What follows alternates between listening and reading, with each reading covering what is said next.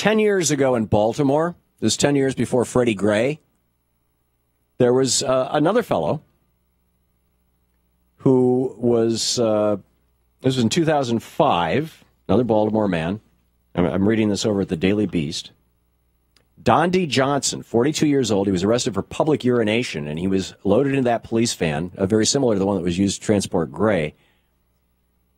And it says, Mr. Johnson got in the back of the van without assistance. He obeyed the officer's commands and did not threaten any of the officers or act violently. So he was in fine shape. They put him in the van, and then they gave him what was called the Baltimore Rough Ride.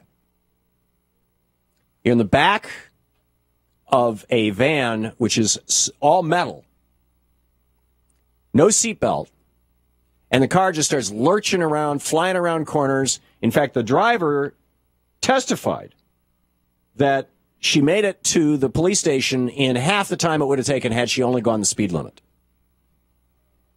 And when Mr. Johnson got out of the van, his neck was broken.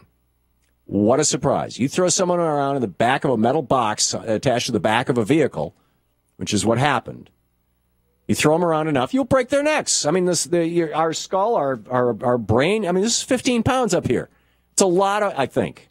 It's a substantial amount of weight. It's a big chunk of mass. It's why people get whiplashes with just a small tap on their car, because, the head moves so fast relative to the neck. A big one, and boom, you've broken your neck. And that's what happened to this guy. And I'm predicting, that's what happened to Freddie Gray, is that he got killed by being in the back of a van and flying around, being given a Baltimore rough ride by the Baltimore cops. And that this is something that they do.